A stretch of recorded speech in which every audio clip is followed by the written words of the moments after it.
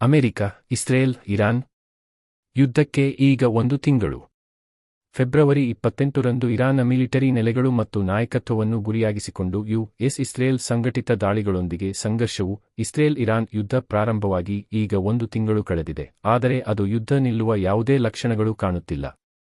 Iran drone ಸಮೂಹಗಳು ಮತ್ತು ballistic ಕ್ಷಿಪಣಿಗಳ ಮೂಲಕ ಪ್ರತೀಕಾರ ತೀರಿಸಿಕೊಂಡಿತು, ಇಸ್ರೇಲ್ ಅನ್ನು ಮೀರಿ ಯುಎಸ್ ನೆಲೆಗಳನ್ನು ಹೊಂದಿರುವ ಗಲ್ಫ್ ರಾಷ್ಟ್ರಗಳಿಗೆ ಸಂಘರ್ಷವನ್ನು ವಿಸ್ತರಿಸಿತು.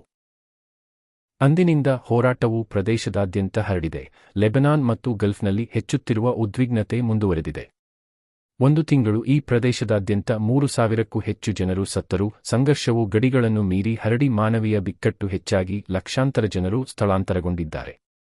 ಇರಾನ್ನಲ್ಲಿ 937 ಜನರು ಸಾವನ್ನಪ್ಪಿದ್ದಾರೆ ಮತ್ತು 24,800 ಜನರು ಗಾಯಗೊಂಡಿದ್ದಾರೆ, ಇದು ಈ ಪ್ರದೇಶದಲ್ಲಿ ವರದಿಯಾದ ಅತಿ ಹೆಚ್ಚು ಸಾವುನೋವುಗಳನ್ನು ಸೂಚಿಸುತ್ತದೆ.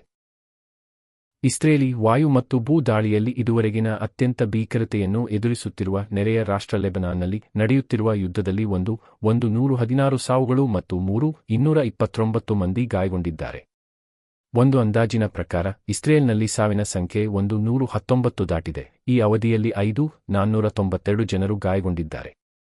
ಇದಲ್ಲದೆ ಇರಾನ್ ಪರವಾಗಿ ಯುದ್ಧಕ್ಕೆ ಇಳಿದ ಇರಾಕಿ ಸೇನಾಪಡೆಗಳು 94 ಸಾವುನೋವುಗಳನ್ನು ಅನುಭವಿಸಿವೆ ಮತ್ತು ಡಜನ್ಗಟ್ಟಲೆ ಜನರು ಗಾಯಗೊಂಡಿದ್ದಾರೆ ಎಂದು ವರದಿಯಾಗಿದೆ. ಆದರೆ ಸಿರಿಯಾದಲ್ಲಿ 4 ಜನರು ಸಾವನ್ನಪ್ಪಿದ್ದಾರೆ. ಇತ್ತೀಚಿನ ಅಂದಾಜಿನ ಪ್ರಕಾರ ಯುದ್ಧ ಪ್ರಾರಂಭವಾದಾಗಿನಿಂದ ಸುಮಾರು 3.2 ಮಿಲಿಯನ್ ಇರಾನಿಯನ್ನರು ಸ್ಥಳಾಂತರಗೊಂಡಿದ್ದಾರೆ ಹಾಗೂ 4,800ಕ್ಕೂ ಹೆಚ್ಚು ಇಸ್ರೇಲಿಗಳನ್ನು ಸ್ಥಳಾಂತರಿಸಲಾಗಿದೆ.